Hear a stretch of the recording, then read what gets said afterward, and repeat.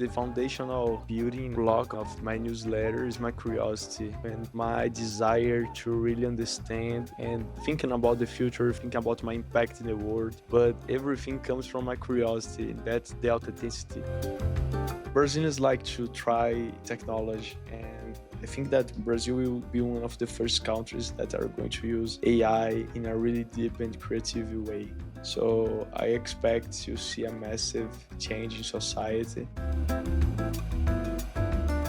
Hello and welcome to Brazil is Not for Beginners. Today I have the infamous Lucas Abreu on my podcast. Lucas is the founder of Sunday Drops, an emerging, growing media empire with newsletters and podcasts and lots of cool content coming out. Lucas, thanks so much for joining me. Thanks for the kind words, Isaac, and happy to be here. So I was on your podcast a few weeks ago, and now you're on mine. So have you been on that side of the microphone before, or usually just on my side? Yes, I've been a few times. Actually, like before launching my own podcast, I think one of the reasons that I wanted to start a podcast because all the times I was as a guest, I said, man, this is insane. It's really, really cool. But I want to be the ones asking questions. So that was the reason. Yeah, it's fun to be on this side, grilling the other person, but Perfect job for a curious person. yes, exactly. Perfect role for a curious person. I think that's said very well. Well, I'm really excited about our conversation. You and I have gotten to know each other pretty well over the last few years, and I've seen your journey growing as a content creator. And I don't know if I would call it a media influencer, but I guess that's the technical term these days. C grade influencer, different type. Yes, an influencer nonetheless. And I'm really excited. Our conversations tend to wander. So I don't think that I can necessarily say that this is going to be exactly about one thing, but I think we'll touch on a lot of different things and I'm really excited for it. But before we dive into any of those, can you just introduce yourself briefly, your background, your education, and your early career? Yeah, yeah, of course. Man, I will try to keep it short, but I'm not from São Paulo. I'm from the northeast of Brazil, from one city named Aracaju, which is in the smallest state in the country. And so my family, they are entrepreneurs. So that's why I wanted to work in the business side. And I was really keen to also be entrepreneur, to be in business. So when it was time to come to the universities, I said, okay, I will go to São Paulo because for a Brazilian, São Paulo, it's imagine that you are in the US and you want to go maybe to New York, San Francisco, like Yeah. the most important cities in the country. São Paulo is that for Brazilians. So that was the place that I wanted to go because here is where the things happened in the country. Yes. So I said, okay, I will go to São Paulo. And I just applied to Fundação Getúlio Vargas, which is like the main business school in Brazil. And I started to study like business management, and during my time in the university, I was really close and I developed a lot of initiatives around entrepreneurship, around technology. So I co founded the Entrepreneurship League in my university. And Great. I had the privilege to become like closer to all the tech market that was emerging that time. So we had the opportunity to talk with David Vélez when Nubank was not Nubank, with Sergio Furió, Yeah. with a lot of tech entrepreneurs and with Pedro and Enrique from Brex, before Brex. And we talked not only with tech entrepreneurs, but with all the entrepreneurs. So we have received Abílio Diniz from Grupo Pão de Açúcar and several others. But the conversations that I used it to enjoy more was with the tech entrepreneurs because it was so dynamic, the world and the opportunities. And I decided that I wanted to work in tech. I had the idea that I would be entrepreneur since day one, but I didn't have like a big idea or something. So this is what I'm going to do. And I had one big friend of mine that used it to work in venture capital. So he started to talk about his job and I said, hey, maybe this is cool. It was 2017. And so my first job was in venture capital. I worked in a deep tech fund named Fundo Pitanga. It was amazing. Yeah. My two chiefs were biologists. Pitanga is like under the radar fund, and this was the place that taught me about like everything that I know. Like I'm really grateful to the guys over there. And then I had a few adventures. So I worked for 1 year with blockchain and crypto in a few startups. Then I did some consulting to other companies. And it was 2019, and I had a job that I had to drive all the time to different places, and all the times I was like listening to different podcasts about venture capital, about tech. And when I was doing that in the free time, I had like no money attached. I started to think, hey, maybe I really like this tech and venture capital thing. And then I decided to work in some emerging fund, and that emerging fund was Yeah. Astella. So I was the first employee at Astella, and I worked in Astella for 4 years. And during my time in Astella, I started to write the Sunday drops and the next big thing, which it started as like a place where I could deploy my thoughts about life, about the whole dynamic market. And after a few years, I decided to go all in that because it was like the most rewarding stuff in my week. It was writing, it was thinking, it was talking to interesting people. And also, I saw that I could create a business that started with content. So this is like a brief Quick. story of myself. Yeah. Yeah, quick overview of yourself. No, I really appreciate, and again, I think it's why we like talking to each other. We both have a lot of interests and curiosities. And when you told me that you had started at the Deep Tech Fund, I thought that that was really interesting, working on biology of all things. Because when we Yeah. met, we were talking more about fintech, which is kind of the obvious venture capital space. But I like that you have these deep tech interests. You've done a lot of stuff on AI as well, which is, obviously a flavor of the month, but getting more into kind of deep tech, not just finance. And so I think that that's really interesting. You mentioned here kind of that you started the newsletter to keep your thoughts. And I've spoken to a lot of people that have started newsletters that way. But can you talk a little bit more about the beginning of that and kind of what helped you put it out there, frankly, kind of just be public about the fact that you were doing this? So we know a couple people in common that write these newsletters or do these things. And there's always kind of a moment when you start to go from, for lack of a better word, almost journaling about your thoughts to making it public. What was that like? What was it like to start the newsletter, to take that leap into putting the content out there? And what's been interesting about having that newsletter? So I started the newsletter in the beginning of 2021, and I used it to follow a lot of newsletters, mostly based on US. So a few content creators that has inspired me to start, like McCormick, Not Boring, Mario Gabriel, The Yeah. Generalist, Ben Thompson, which is kind of my goat, and Stratechery, Byron Hobart, The Div. So I have a lot of reference from people that I admire. And actually, today I was listening someone referring to Nassim Taleb, because Taleb has a rule that maybe you have to choose your passion in life because of what do you envy. Like, I don't see myself as envy, but the people that I wanted to be was these guys because of their deafness and the intellect that they have. So I think it was like trying to become smarter in life. So I started a newsletter.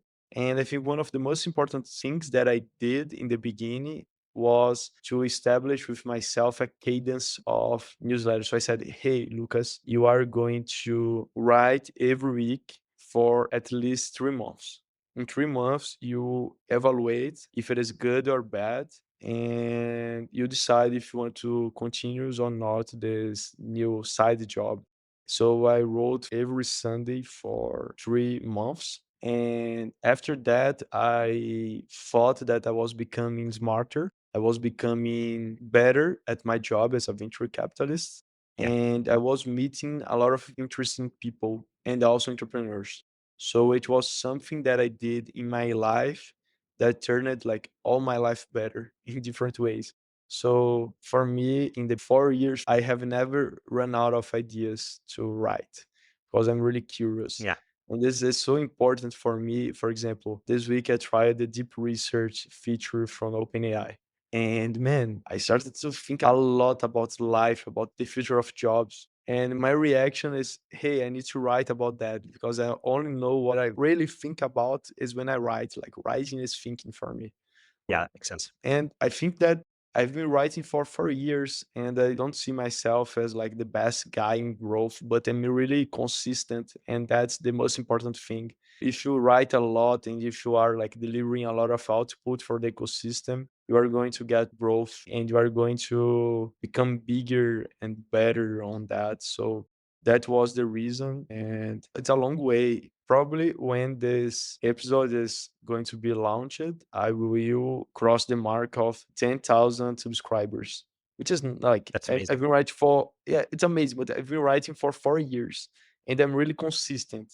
I'm super proud, especially because of the people that are following me. But I'm kind of comfortable with this low growth and comfortable with, okay, it's a marathon, not a sprint. So to summarize, my competitive advantage is because I love to do that, and I That's would really do awesome. that for free. Yes. Well, you did for a while, right? So, I mean, you had to do it. Yeah, exactly.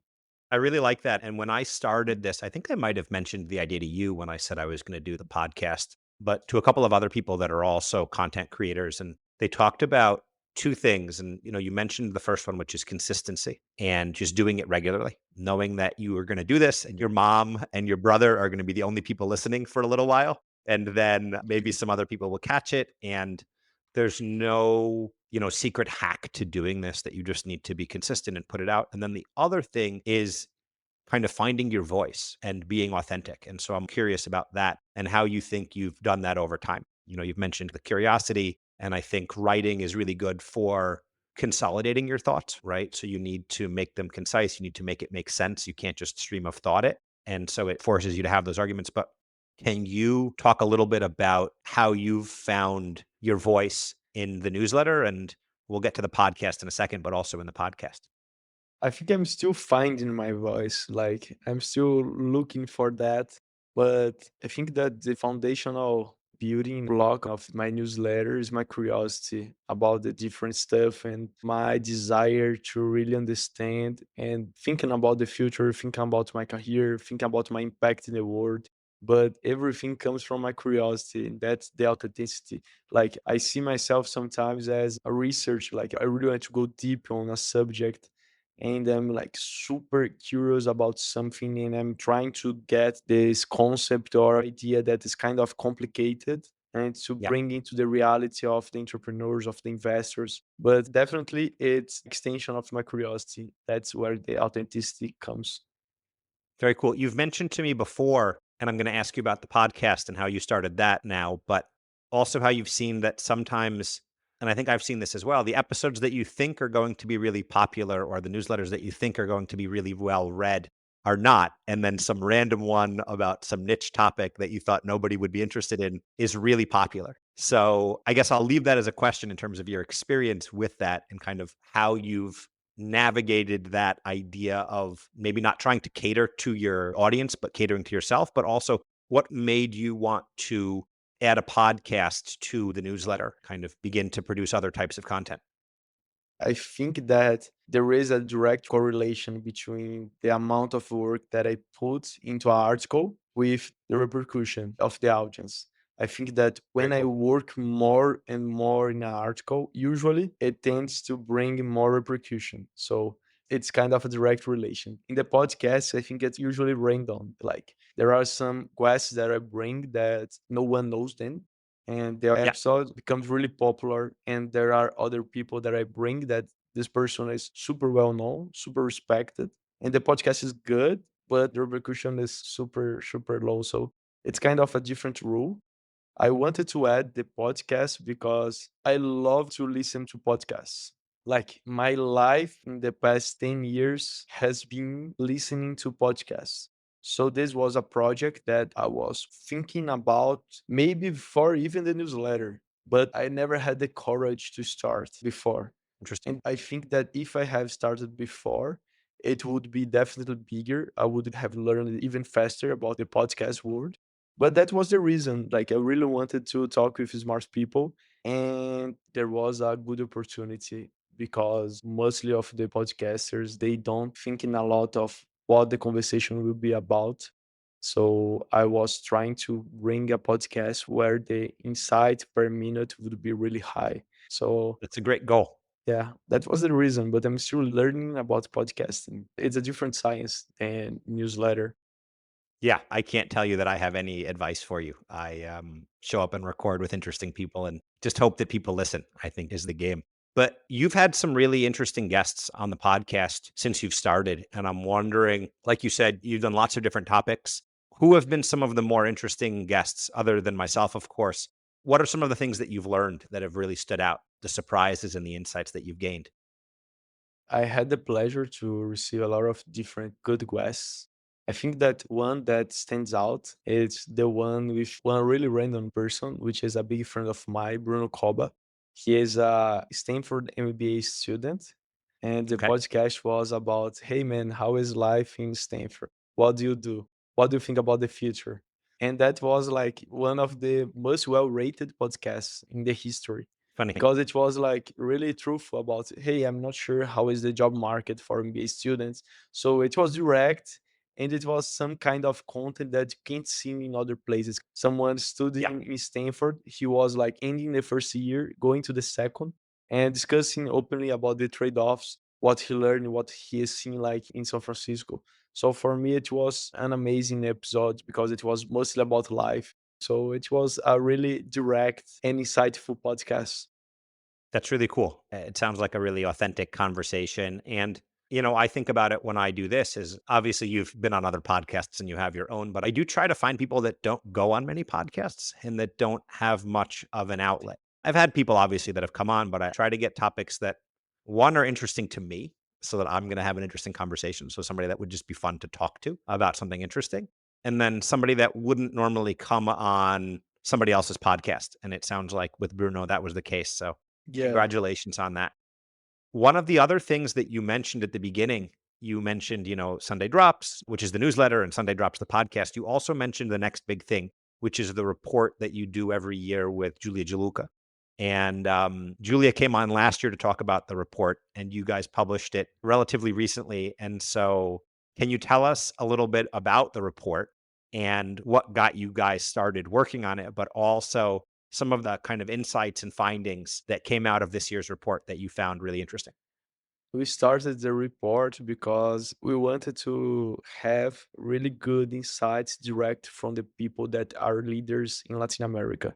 So there is not a better way to get this insight than asking them, hey, what is the next big thing that you are looking forward next year?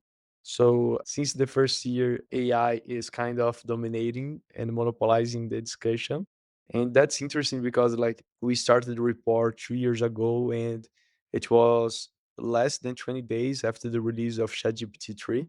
So in the first year, the AI market share of the report was maybe 15%, and right now it's kind of 60% because the other things are about the outputs of AI. But this year, I think that something that it was really, really interesting was first about the creators economy, because in the creators market there is a niche movement and everything is going toward like how this person that works in a niche, they are becoming even more important. So the niche creator economy is really something that is happening. Another interesting insight was about how the creators are like monetizing their lifestyle, because AI, they take the humanity out of the room, and everyone that's doing well is because they are kind of monetizing their humanity. So that was an interesting insight. And there are several others about AI and how AI is going to enable all the workers in organization, and how we are going to see a growth of digital workers also. So how AI agents are going to disrupt the whole market, and how is commoditizing a big category of workers, and how this is going to change the society. So there are a lot of different perspectives, different sides from different people, from different organizations. And that's the beauty of the next big thing. Very cool. I really enjoy reading the report, and I think that there's some really great insights in it. You mentioned this stuff on the creator economy, which is obviously very close to home for you now in this space as a creator. But what were some of the maybe unexpected findings this year? So maybe some points that you expected people to comment on that they didn't, and also some findings where you didn't expect to hear anybody comment on it and they did. I think that people usually don't comment about the negative side of the next big thing. I think that something that was pretty interesting was people talking about the future of venture capital. So Ricardo Canitz and Okay. Jordan Yield, they both gave different perspectives from allocators. Ricardo Canitz, he mentioned how we are seeing a growth on secondaries in this market, and this is really happening. And Jordan Neal, which is an investor from Hummingbird, one of the major fund of funds, he mentioned that in Latin America, we are seeing a category of emerging managers in venture capital. And maybe this product is more attractive than the product of big funds raising a lot of money. So these two are two insights that really resonate with me and they are still resonating because they talk about a future of a industry that I use it to work. I think that what I missed was more on the climate side. So, what are the future of climate? What is happening? How Brazil could become the most important place about climate in the world? This was something that was pretty strong in the previous years, and this year I didn't get a unique perspective more broadly about that. Both really interesting points. Maybe I'll stick to the climate one first, but I find that really interesting because COP is going to be in Brazil this year, right? So you'd think that people would have that on their mind as an area to talk about. I don't know if I have a question for you on this or if I'm just commenting, but I think that that's really interesting. And then on the other part as well, I think that's on a lot of people's mind, right? I think this whole idea of secondaries, I don't know if you have a view on it, but I've spoken to a number of people that like first time managers as opposed to funds because they're more eager to invest. And obviously, there's problems of liquidity. If companies aren't going public, then the funds can't exit. They can't give the money back to the investors, and the investors can't reinvest in new funds. So I don't know if you have any thoughts on either of those points, having not heard or having heard points from the next big thing. Yeah, like I think that the venture capital market in Latin America it's pretty new. The market has started maybe 10 years ago. So we haven't even lived a full cycle on that. So I think this is normal. When a market is new, we have opportunity for both incumbents and emerging because the market is so open.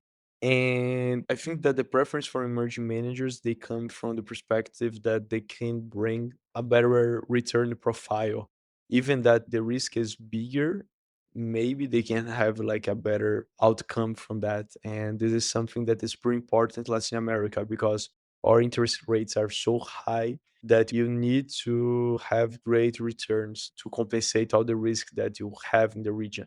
Because you have like risks from every side, macro, financial, political. So I think for me, the equation on the return above risk defines everything in investing and venture capital is investing. So you need to think about bigger returns. There is this trend in the world about the mega funds, and the mega funds doesn't make any sense in Latin America because mega funds are looking to returns like 2, 3x the fund.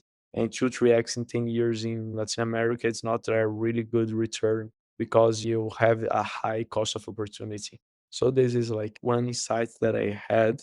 No, that's really cool. I like that. Yes, and about the secondaries, we are starting to see that.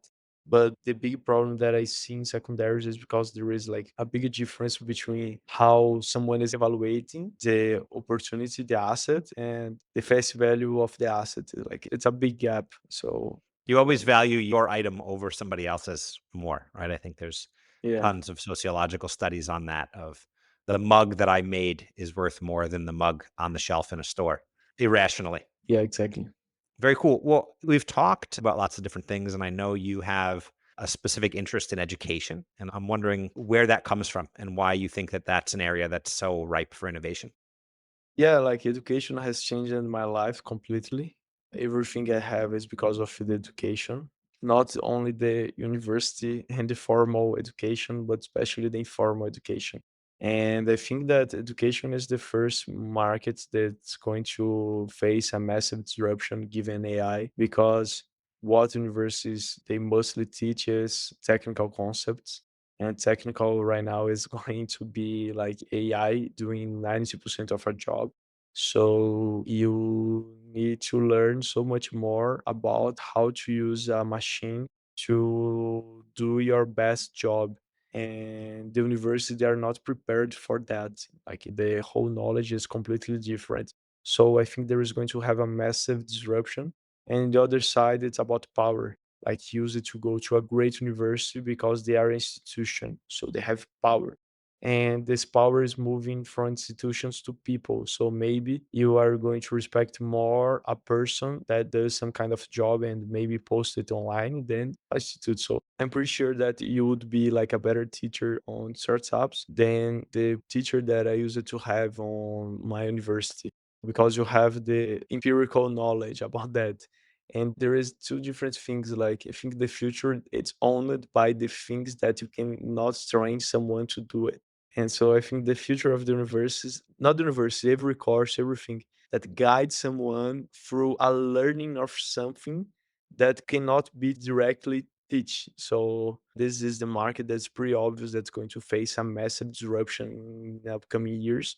And also in the profile of the courses, like maybe instead of doing a 4 years university, you are going to do a lot of different cohort based courses or community driven courses. So I'm really excited on what is going to come, and I'm pretty sure that's completely different from what we have been seeing. Yeah, I think the way I've talked about it a lot is learning how to learn more than learning actual content, right? Because you don't need to have the facts in your head as much anymore because you can get them quickly on Google or on DeepSeek or on whatever it might be that you're using to get that information. And so, how do you find the information you want? How do you find the content and use these resources to amplify or multiply your effectiveness?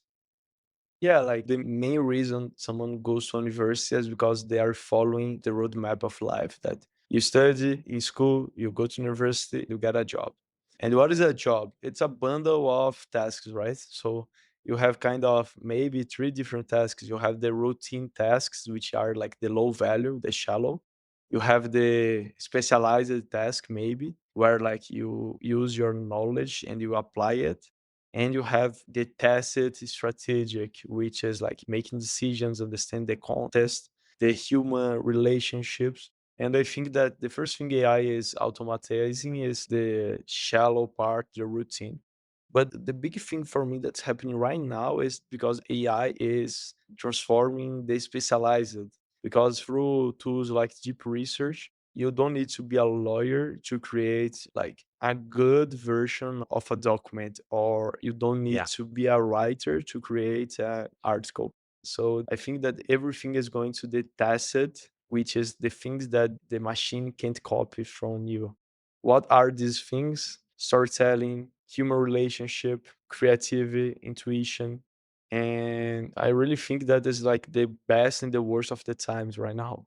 It's the best of times if you are like super driven and you really see that the machine can amplify all your superpowers. And I think Yeah. it's the worst of the time if you are kind of the middle, if you kind of like your job and you kind of do a sixth grade job, you know? So I think the society is going to change so much, and you need to focus on the task that a machine can't copy. Yeah, really, really interesting. I remember even last year when I spoke to Julia about the next big thing report, and we talked a little bit about AI. And how do you see AI in the context of Brazil? So we're starting to see a few Brazilian companies raise money, but in terms of the workforce, in terms of the way that Brazilian companies work, in terms of the way that Brazilians learn, where do you see AI impacting Brazil? I think it's going to impact completely. I think that mostly we are going to receive the technology from others and use it, apply that in our reality. We are seeing emerging solutions in different markets that needs local knowledge, such as legal, health, financial, and there are super interesting startups in this space. As any country that is not the US or China, we are going to watch and see the impact in our lives. Like a lot of people, they ask me, especially people from outside tech, hey, Lucas, you talk all the time about tech and AI, but my life is still the same. For me, the reason is because the most scarce resource is people to apply this massive intelligence that is happening right now, this explosion to our day to day lives, you know? And here there is the opportunity for Brazilians. And what is in this space? Like micro SaaS, people building startups and software and different type of stuff. And I think that when we have this, life will completely change. Like I see as the other cycles. And in the past, when something happened, it used to happen in Brazil maybe 2 years. But with the internet revolution, with the mobile revolution, this gap is like a few months. So the adoption is going to be pretty fast. And another stuff that's natural to Brazilians is Brazilians like to adopt technology. So we are the major country for WhatsApp in terms of adoption. Yeah. When the government they launched Pix, which is the instant payment system, Brazilians adopted like in 1 year, maybe half of the population. So Brazilians like to try technology. And I think that Brazil will be one of the first countries that are going to use AI in a really deep and creative way. So I expect to see a massive change in society. I think that when you think about the routine work, when you think about the specific and the tacit, we have a mass of the population doing the routine. Yeah, I was gonna mention that.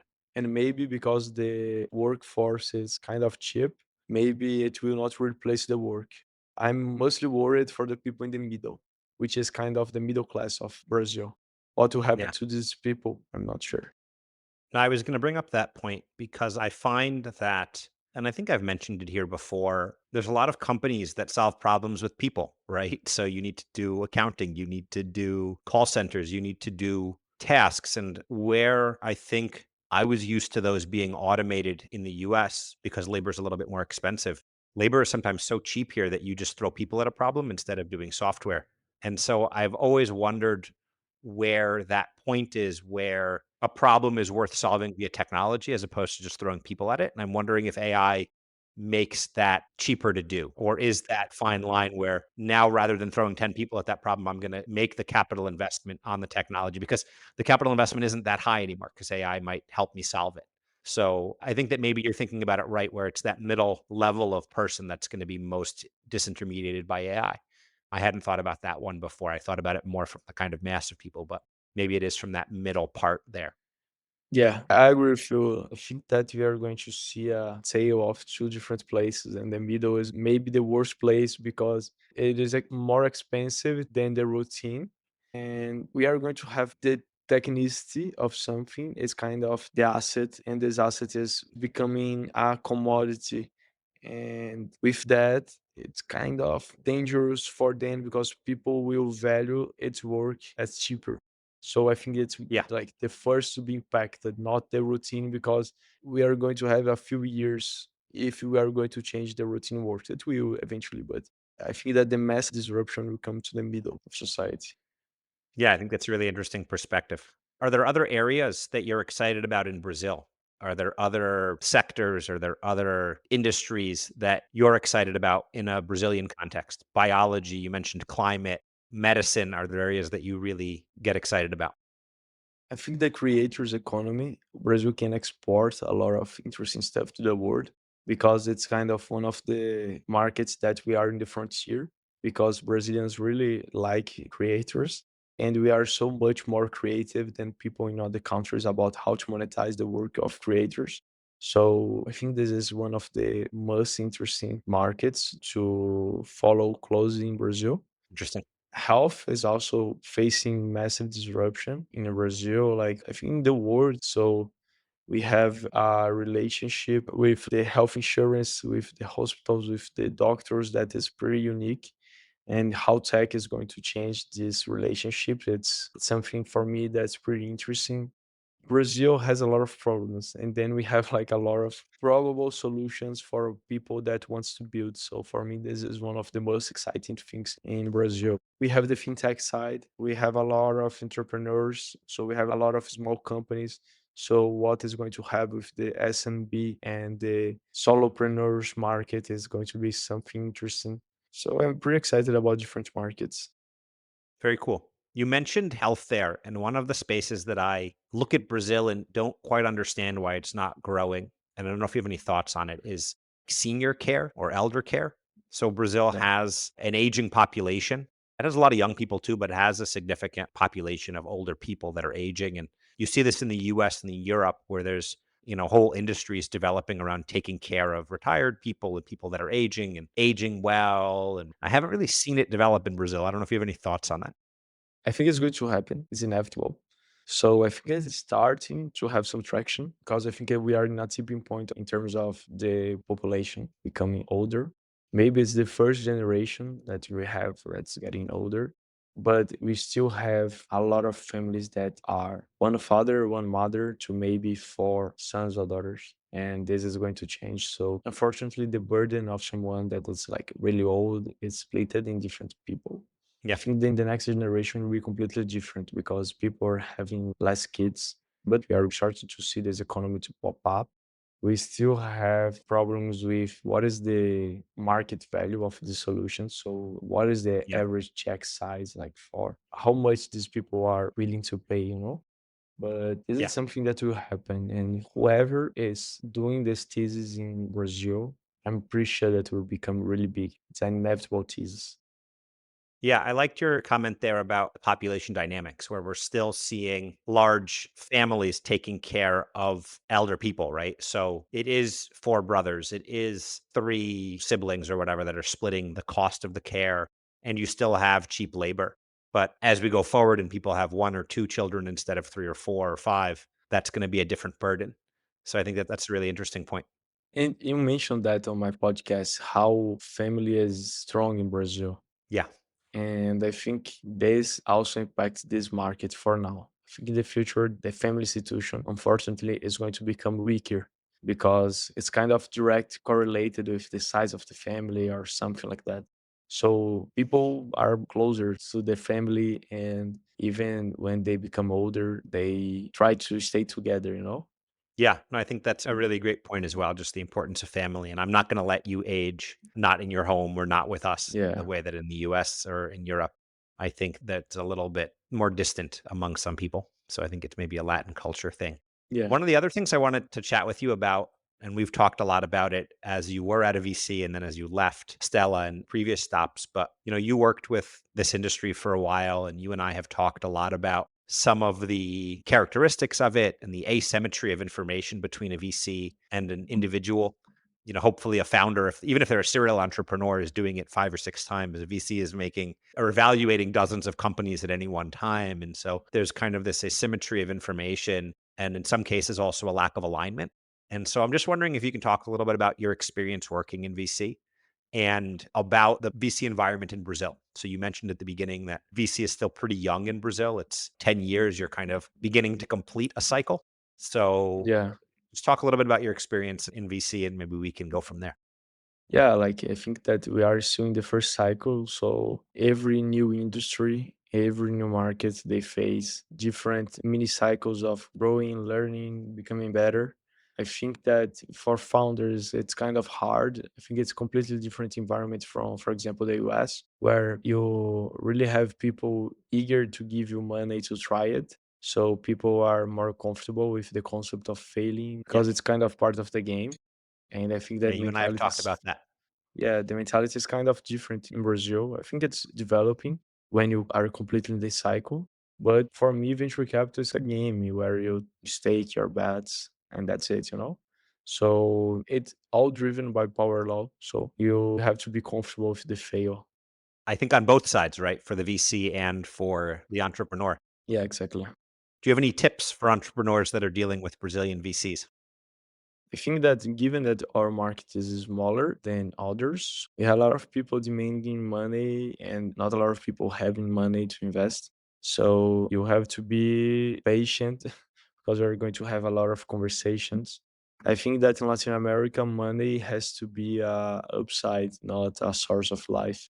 Otherwise, it will be hard. So maybe this is the most important advice that I could give, that there's not a lot of money, so you have to think your company how this can be self-sustainable without venture capital money, because venture capital money is cycle. And Brazil, it's even more cycle. So you have like a super cycle.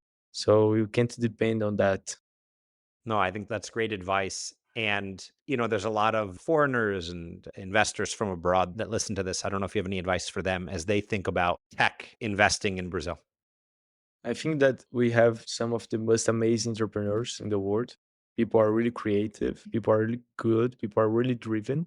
But even with that, in Brazil, you can't only bet on people, on entrepreneurs, because you have a different market structure. Like if you take one great entrepreneur from the US or from India and you put him in Brazil, you have to understand what is Brazil, what is the behavior of the population, what is the behavior of the employees. It's a really different and unique culture.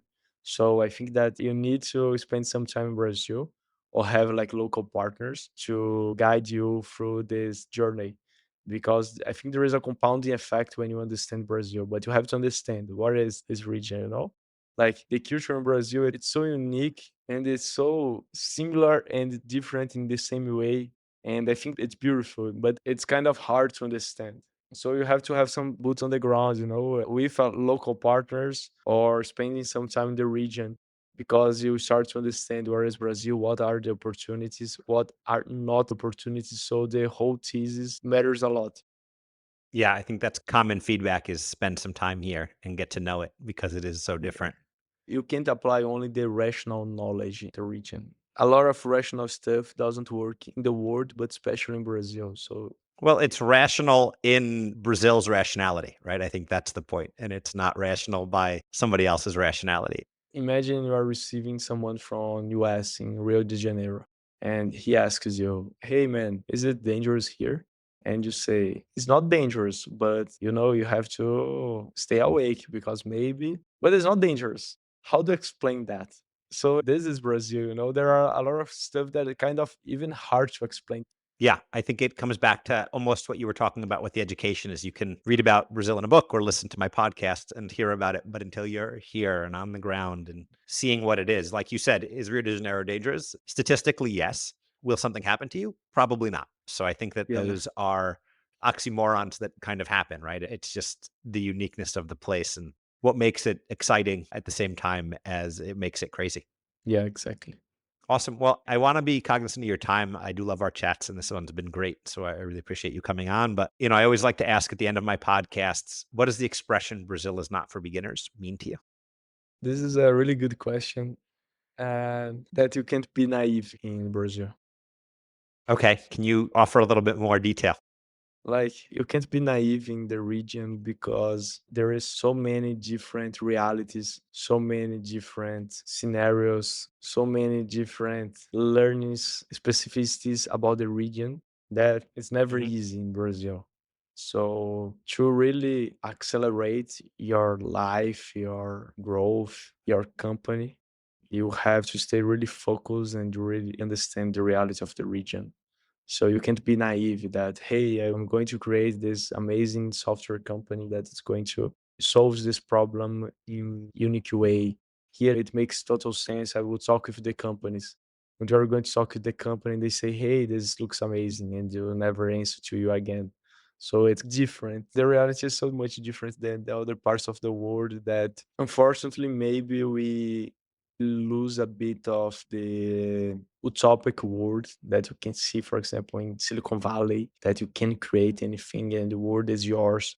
Yeah. It's a hard expression to explain concisely for people that haven't experienced it. I always also like to ask if there's any expressions or habits that are particularly Brazilian. And I know you're from the Northeast. So maybe if there's anything from the Northeast that you really like as a common expression that helps explain Brazil or a common habit that foreigners aren't used to seeing. I think something that is unique from Northeast is that we used to say when we talk with like our dad or mom, in Portuguese it's like pai and mãe. It's Okay. usually in different regions to say painho, mãinha, which is a more kind way to talk with your parents. And it's kind of Okay. standard. So I think that this shows a bit of how Brazilians are, you know, more human maybe. Okay. Interesting. I hadn't heard that one before. That one's cool. I like it. Lucas, thank you so much for coming on. I always do love our chats. How can somebody reach you or follow you? Go to my LinkedIn, Lucas Abreu, follow or connect with me, and probably are going to see a lot of posts in the feed. And mostly of the posts are referred to my YouTube channel or to my newsletter. And these are the places where I explain myself, my thoughts. So I think that the LinkedIn maybe is the first point and you can understand what I'm doing. Awesome. Lucas, thanks so much. Always a pleasure. We'll have to do this again in a year or so and see how we both are doing. We'll do another home and home. I made a really strong perceptions about the future and AI. I hope it doesn't become a meme in the future. So Yeah, well, if you become a meme, that's great. That means you've gained some popularity and hopefully you've gone from 10,000 to 100,000 followers. yes, thank you, Isaac. It was a pleasure, man. Awesome. Thanks so much for listening. Thanks again for joining us. This podcast was hosted by me, Isaac Matzner. It was produced and edited by Maria Filmis. You can find more episodes on Spotify, Apple Podcast, and YouTube, as well as on our Substack page. We do love feedback, so please feel free to reach out to us on social media or via email at Brazil, the number 4, beginners@gmail.com.